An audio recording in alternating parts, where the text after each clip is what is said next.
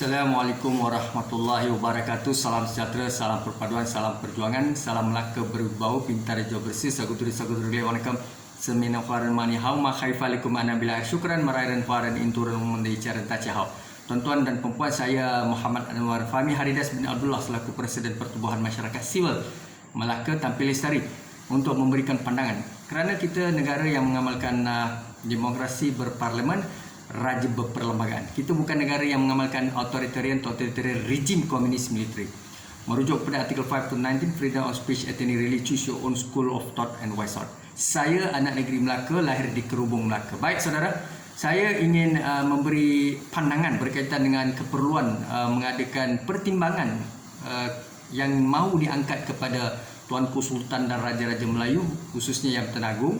Dan kita tahu DYT telah mengumumkan, DYT Melaka mengumumkan berkaitan dengan pembubaran DUN diterima atas cadangan Ketua Menteri Melaka. Baik, sekarangnya rakyat gusar dan ramai pihak mempunyai pandangan, termasuk penganalisis politik, scholars, pegawai ataupun mereka-mereka yang pakar perundangan dan sebagainya. Baik, tuan-tuan dan puan, sebagai anak negeri Melaka, sebagai Presiden NGO, saya mempunyai pandangan peribadi saya.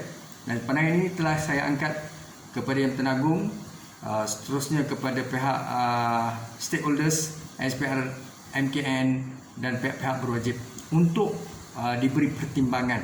Saudara dan saudari, yang pertama sekali, saya tidak mahu pihak-pihak tertentu hanya memikirkan, sebab di dalam krisis seperti mana selalu yang saya gambarkan, apabila pandemik COVID-19 menjelma ataupun wujud di negara kita atau di dunia, kita tidak boleh lari daripada ancaman COVID-19 ini, kerana tidak ada janjinya COVID akan menghilangkan diri daripada manusia atau daripada kita.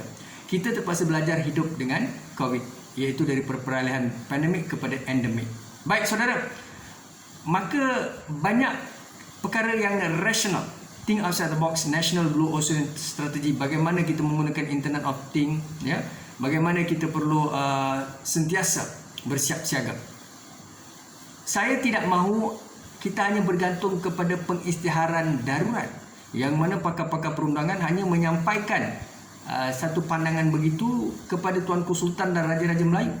Dan kita perlu keluar daripada hanya berpegang ataupun bersandarkan kepada Perlembagaan Persekutuan 150. Perkara 150 Perlembagaan Persekutuan, Tuanku Sultan mempunyai hak apabila melihat kepada keadaan kesihatan ataupun ancaman penyakit ataupun pandemik yang serius, ancaman keselamatan, ketenteraman awam, maka Yang Tengah Agung boleh mengisytiharkan darurat. Tetapi itu adalah pilihan terakhir, dan kita melihat perkara itu kalau diumumkan darurat memberi kesan yang besar kepada ekonomi, kepada politik, kepada kestabilan, investment, pelaburan dan pelbagai isu lain. Baik saudara, kita juga tidak mahu pihak-pihak yang mengambil ruang dan peluang.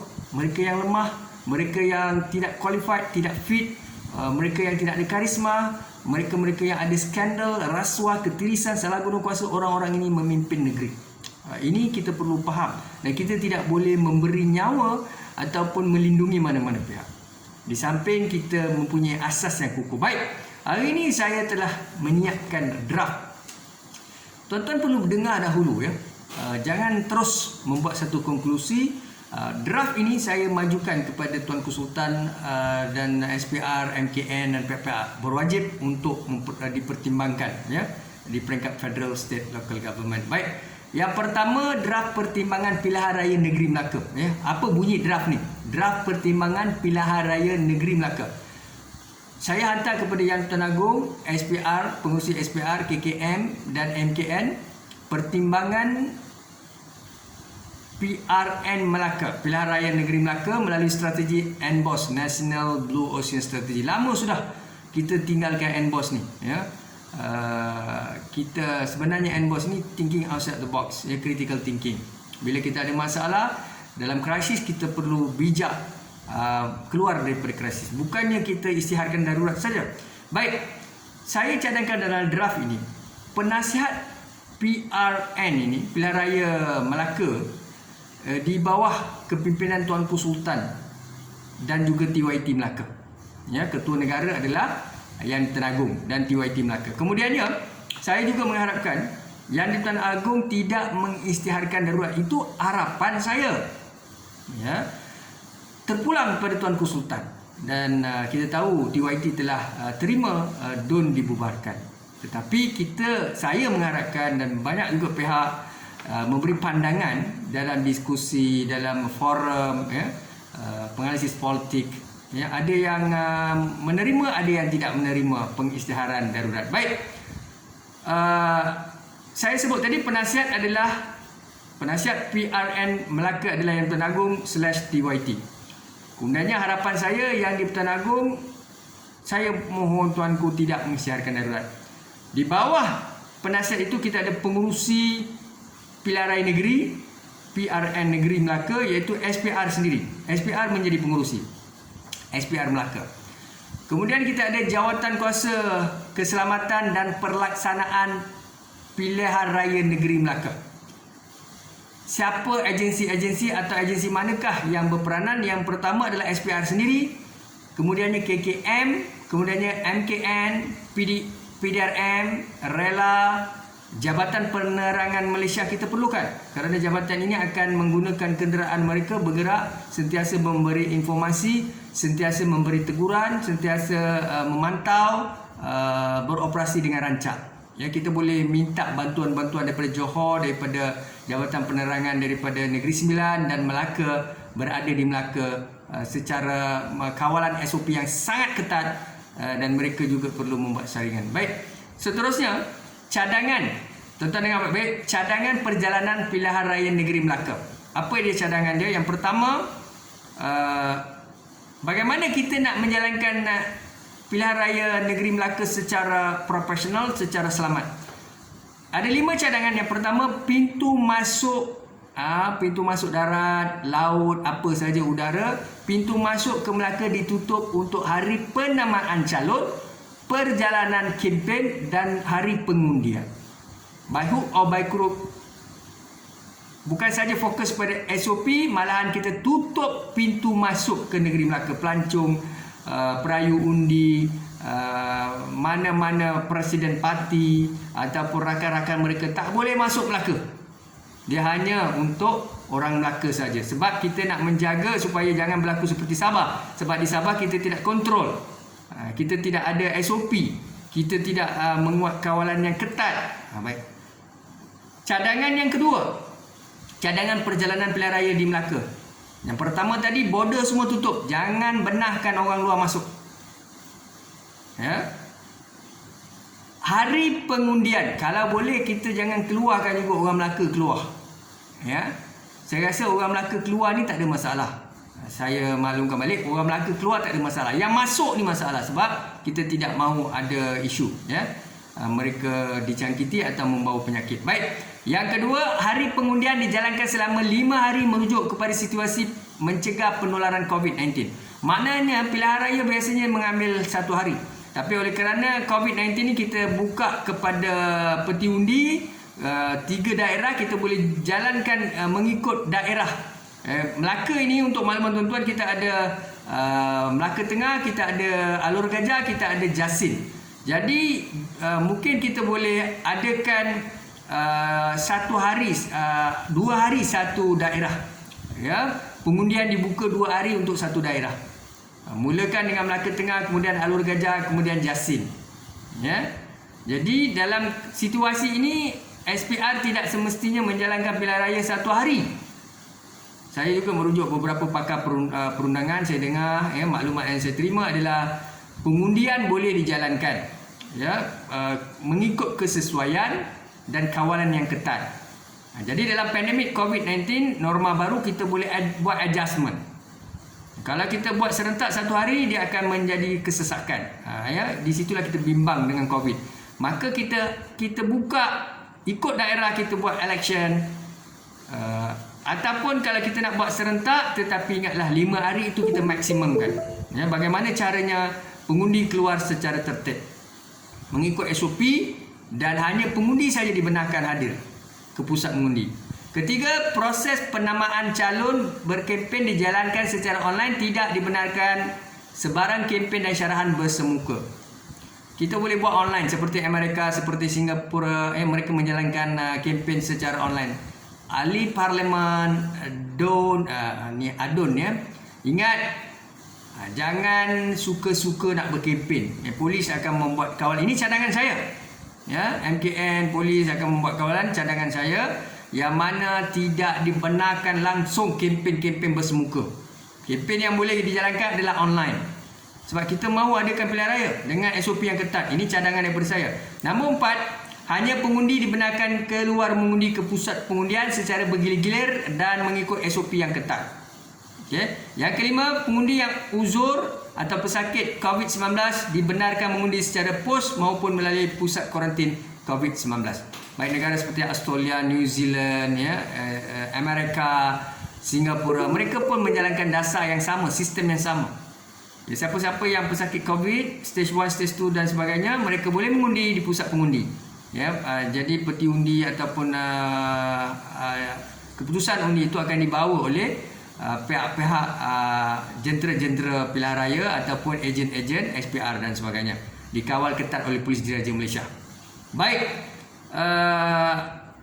keperluan yang tadi cukuplah 5 itu. Kita nak bagi banyak sangat pun tidak guna. Cadangan perjalanan pilihan raya negeri Melaka. Yang apa sebabnya? Kenapa saya mencadangkan pilihan raya negeri Melaka perlu diadakan? Pertama, 90% rakyat atau golongan dewasa telah menyuntik 2 dos vaksin di Melaka. Ya, kita tahu.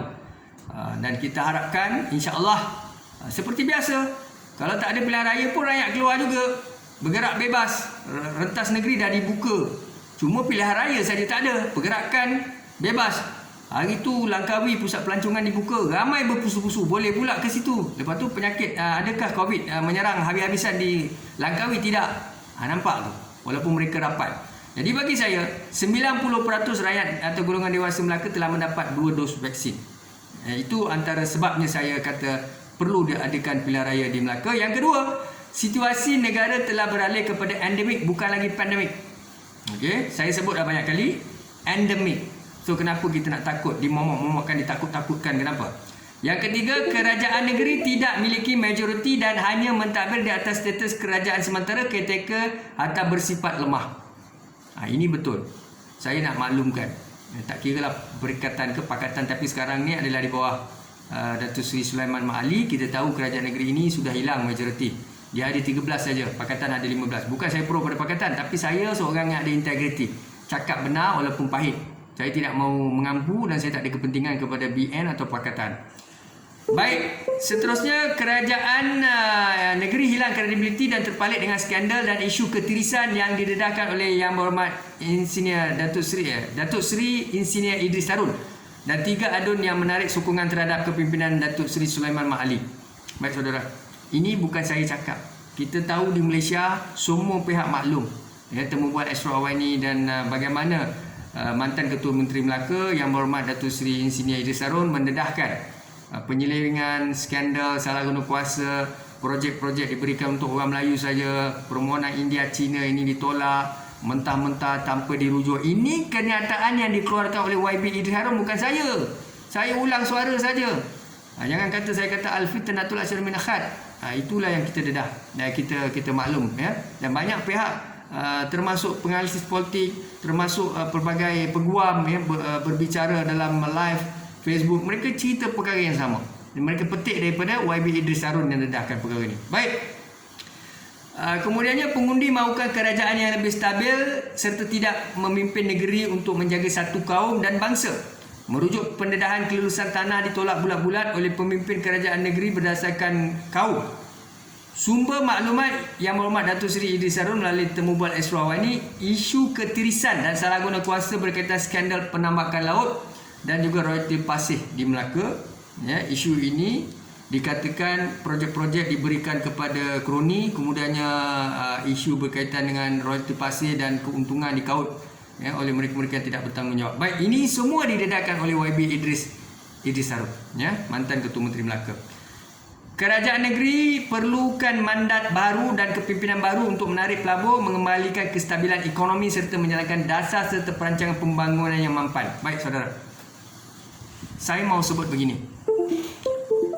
Di Melaka ini situasinya adalah kita mahukan kepimpinan ketua menteri yang fit, berkarisma, intelektual, disenangi, menjaga semua kaum. Samalah dengan pendirian prinsipal Yang Amat Berhormat Datuk Seri Ismail Sabri Yaakob. Ya.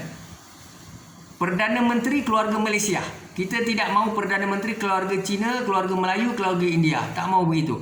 Kita mahukan Perdana Menteri atau Ketua Menteri atau Menteri Besar keluarga Malaysia atau keluarga Melaka. Dan ini sudah didedahkan. Ya. Kita maklum bahawa satu pembongkaran, satu pendedahan terbuka telah dinyatakan. YB Idris Harun telah menyatakan beliau tidak mahu bersokongkol, menyokong bersama pemimpin-pemimpin kerajaan negeri yang ada, dan beliau yakin dan percaya UMNO akan kalah dalam pilihan raya akan datang. Beliau akan turun padang dan maklumkan dan dedahkan segala amalan ketirisan salah guna kuasa apa yang dilakukan oleh pemimpin-pemimpin korup ini, pemimpin-pemimpin tidak bertanggungjawab. Saudara, saya mahu sebut di sini bahawa tidak kiralah pemimpin itu daripada Pakatan Harapan ataupun Barisan Nasional. Ya, adunnya tidak kira siapa. Yang pentingnya rakyat negeri Melaka memilih pemimpin-pemimpin yang berintegriti dan beraccountability. Kalau dalam Pakatan Harapan atau calon baru atau wakil rakyat yang rakyat Malaysia, entrepreneur, entrepreneur, businessman, presiden NGO, siapa saja, ya, Melayu, India, Cina, Sabah, Sarawak, Kelantan, politik asli di Melaka yang layak menjadi calon, mereka mau bertanding, pilihlah mereka yang berintegriti, intelektual, berkarisma. Begitu juga kalau ada dalam UMNO pemimpin-pemimpin UMNO, ya, yang Barisan Nasional berintegriti, yang mempunyai karisma, pilih, tidak ada masalah. Kalau dalam Pakatan Harapan, kita lihat anak negeri Melaka, kita melihat, ya, rakyat pengundi-pengundi Melaka melihat memang dalam kalangan adun, ahli parlimen ataupun pemimpin-pemimpin calon parti politik yang berkarisma, berintelektual, mereka yang berintegriti, pilih. Ya, sebab kita Malaysia, kita tidak akan dapat solid majority lagi, majority muda yang besar, baik di kerajaan persekutuan atau kerajaan negeri. Apa yang saya melihat sekarang ini adalah masalah kerajaan trending dia, ataupun kita sebut kaedah kerajaan, ya. Itu yang kita ada SAC, kita ada, kita sebut MOU, ya. MOU, ataupun saya gunakan satu term yang selalu digunakan oleh Profesor Jane Manbridge, ya, daripada Universiti Kentucky, ya.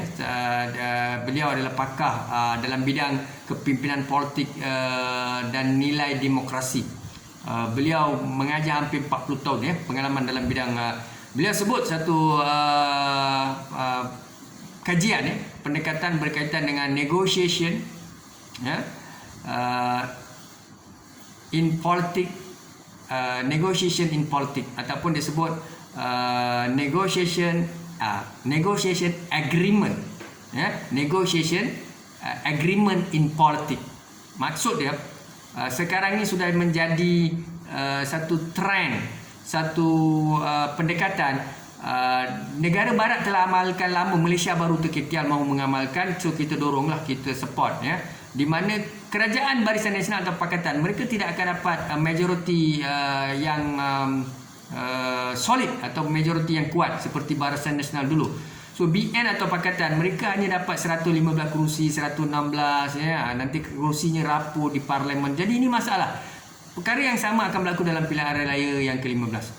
Jadi saya ingatkan, kita akan ada kerajaan-kerajaan negeri atau kerajaan persekutuan yang sebenarnya kongsi kuasa dan mereka mentadbir urus dalam keadaan ada mutual understanding. Inilah yang berlaku di antara Demokrat dan juga Republican di Amerika dan beberapa kerajaan di UK dan sebagainya. Mereka sentiasa mahu menyokong usul atau bil yang dibawa ke Dewan Rakyat atau Parlimen dalam keadaan mereka ada perjanjian antara kerajaan dan pembangkang untuk mengangkat apa-apa akta, meluluskan apa-apa akta, mewartakan dan sebagainya. Jadi saudara, sudah sampai masanya begitu. Tapi yang pentingnya bagi kita sebagai rakyat Malaysia, bukan kita taksub kepada DAP, taksub kepada UMNO, taksub kepada BN, taksub kepada PH. Isunya adalah kita taksub kepada pemimpin yang berintegriti, berkarisma, intelektual, yang memiliki blueprint, berjiwa rakyat, tidak ekstrim. Tak bolehlah di Malaysia ada satu pemimpin atau mana-mana pemimpin yang mengatakan saya hanya menyokong UMNO, saya menyokong orang Melayu, saya utamakan orang Melayu, saya utamakan orang Cina, saya utamakan hanya India, saya utamakan hanya Portugis. Ini bahaya.